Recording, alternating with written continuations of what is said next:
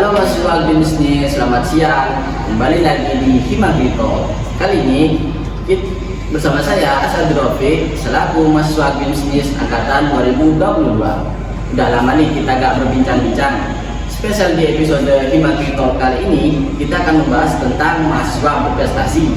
Nah, pasti pada kepo kan?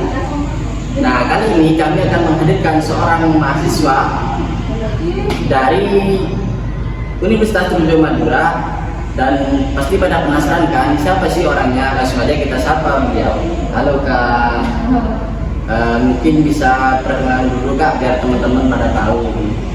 Halo semuanya, perkenalkan nama saya Devi Nur Fadila, mahasiswati Prodi Agroekoteknologi angkatan 2022. Agroteknologi, berarti masuk fakultas apa juga? Fakultas Pertanian tentunya.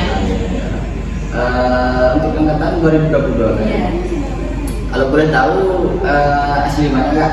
Saya asli Cilacap, Jawa Tengah. Cilacap, jauh Kak ya. Berapa jam Kak kalau dari Cilacap ke sini? Biasanya kalau naik kereta turunnya itu di Surabaya, kurang lebih 8 jam. Kalau naik motor bisa jadi 1 hari. Iya betul. Kalau boleh tahu Cilacap sendiri itu terkenal akan apanya Kak? Kalau Cilacap itu kan daerah pesisir, jadi lebih dominan ke Pantai. wisata lautnya gitu. Pantai. Berarti Iya. pantainya bagus-bagus juga. Iya. Terkenalnya itu Nusa Kambangan, mungkin teman-teman tahu.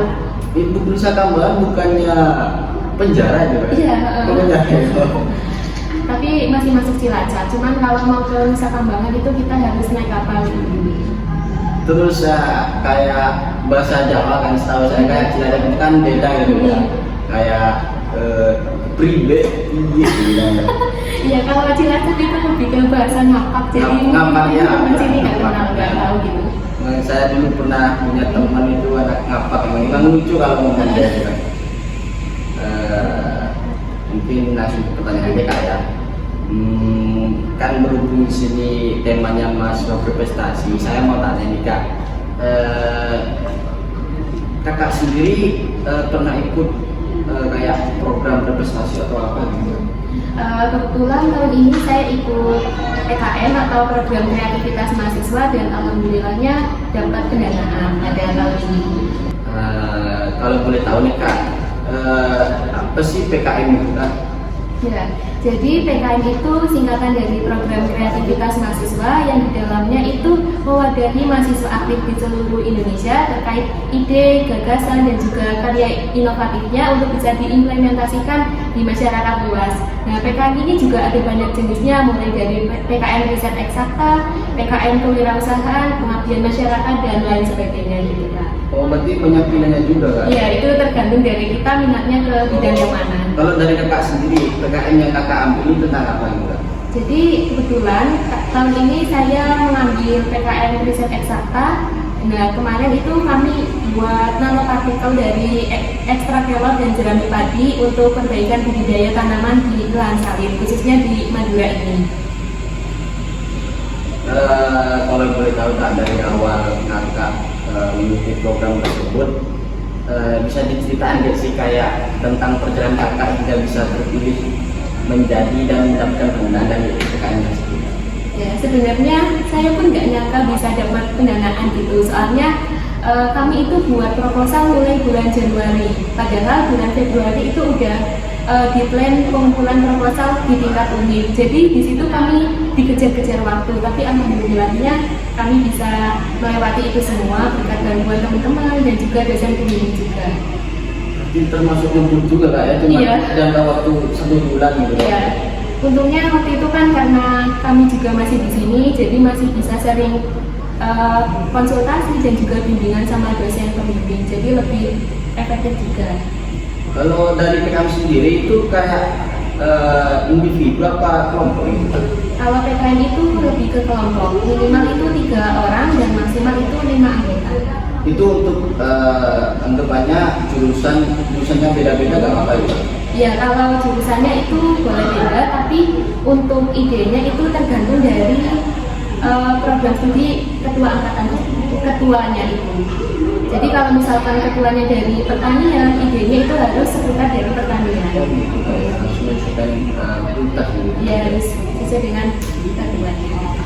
Terus apa motivasi kakak sendiri dalam mengikuti program ini? Dan apakah ada pengalaman atau inspirasi khusus dari kakak sendiri?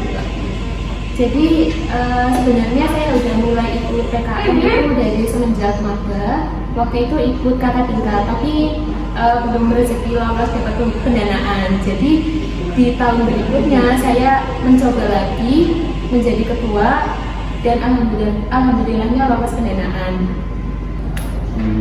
Oke, lanjut ke pertanyaan selanjutnya kak ya. Bagaimana proses kreativitas atau persiapan yang kakak lakuin untuk merancang proposal PKM yang akhirnya itu mendapatkan pendanaan gitu kan? Ya, karena ini kita mengerjakannya itu di kebut waktu, jadi ya sangat terkesan sekali di situ. Awalnya kami bukan ide itu, maksudnya ada ide lain yang mau kita implementasikan di situ. Tapi setelah kita bimbingan dengan dosen pembimbing, terus kita merubah ide, merubah lain dan sebagainya, itu akhirnya menemukan ide nanopartikel itu sendiri. Jadi sangat berkesan di situ karena dikejar-kejar waktu. Kebut semalam dari istilahnya. Ya lebih sering juga mungkin. Mungkin sambil diminum aja dulu kan. Soalnya Madura sendiri itu panas banget. Kalau di Cilacap nggak panas ya? Sebenarnya sama aja, tapi lebih panas di sini. Pastinya. Saya mikirnya tuh ya Surabaya kan udah panas, telang lebih panas. Mungkin lanjut aja kak ya. Seperti kakak sendiri saat menjalankan program PKM, apa tantangan terbesar yang kakak hadapi dan gimana secara kakak itu mengatasi masalah tersebut juga? Ya, kalau tantangan itu sebenarnya pasti ada, tapi bisa diselesaikan gitu. Kalau kemarin kita kesusahan itu waktu pembuatan nanopartikelnya, soalnya gimana nggak susah, kita berangkat pagi 5:30 harus udah di lab, terus pulang jam 10:30 malam, belum lagi menyelesaikan laporan-laporan seperti laporan kemajuan, laporan akhir dan lain sebagainya. Jadi terasa lebih berat di situ, tapi bisa. Terus juga di situ melatih kekompakan juga sih, soalnya kan di situ kami berempat, pikiran kita beda-beda gitu, jadi harus menyelesaikan setiap pikiran itu menjadi satu, jadi lebih susah di situ. Apalagi di situ kemarin anggota saya angkatan 23 semua, saya angkatan 22 sendiri, jadi maksudnya saya angkatan 22 sendiri, jadi lebih merasa berat karena kan kakak tingkat harus mengayomi adik tingkat. Dan untuk ketika kakak mengikuti program PKM tersebut, apakah seperti sudah terganggu gitu kak? Sebenarnya awalnya itu keteteran. Soalnya pengumuman itu kan April, sementara April itu kita masih dalam proses perkuliahan, apalagi di prodi agro itu sendiri banyak sekali praktikumnya. Kalau praktikum itu nggak masalah, tapi lapraknya. Praktikanya sama kan? Ya itu lapraknya.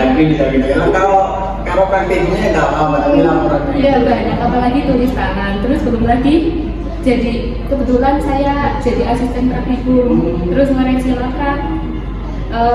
Menginput nilai, koreksi dan lain sebagainya, jadi lebih keteteran di awal, tapi di akhir bisa, soalnya kan dijalani waktu liburan juga. Padat banget ya teman-teman. Kalau saya sudah tipes kali Pak. Terus apakah ada momen tertentu gitu kak selama program PKM ini yang paling berkesan dan dijadikan kayak pelajaran bagi kakak sendiri? Mungkin kurang tidur. Soalnya ya gitu, apalagi kita kan sering ke lab, belum lagi nanti kalau di agro itu kan lebih ke nanam, ke lahan, jadi kita harus melakukan dua kegiatan itu sekaligus, ya di lab, terus ke lahan, di lapang, jadi lebih capek juga sih. Terus sebenarnya nggak apa-apa karena di situ bisa melatih kita kekompakan antar anggota, tim dan lain sebagainya gitu. Juga itu kan bisa kita sendiri juga. Iya, sampai waktu itu saking banyak sekali laporannya kita tidur di lab sampai pagi. Tapi nggak apa-apa kan? Nggak apa-apa, nggak apa-apa sih, cuman dicariin satpam. Iya. Terus terakhir nih kak ya, ada nggak sih kak kayak saran atau pesan dari kakak sendiri itu bisa disampaikan ke mahasiswa-mahasiswa yang ingin atau tertarik mengikuti PKN tetapi belum ingin mencobanya gitu Kak? Ya. Jadi PKN itu bukan sekedar perlombaan, tapi di mana kita bisa mengimplementasikan ataupun menyalurkan ide, gagasan, ide kreatif yang kita punya. Jadi teman-teman yang mungkin saat ini belum minat ke PKN bisa segera mencari dosen pembimbing ataupun mencari teman-teman yang mungkin minat di situ untuk bisa bekerja sama bareng-bareng. Jadi karena di PKN itu kita juga melatih kekompakan tim, terus juga melatih bisa memahami satu sama lain di situ karena kan kita kelompokan. Harus chemistry Iya. gitu kan? Bisa mengelola ego kita di situ. Ego plus ego sama dengan mungkin itu saja ya yang bisa saya tanyakan kakak sendiri tentang apa sih itu PKN. Mungkin oke teman-teman, mungkin itu saja yang bisa kita bahas di episode kali ini. Semoga dapat menghibur kalian semua dan terima kasih kakak Devi, terima kasih kakak Devi, terima kasih juga buat teman-teman yang udah nonton sampai akhir video ini. Saya Asdurofik dan segenap tim Hima Talk pamit untuk diri, sampai jumpa di episode selanjutnya. See you.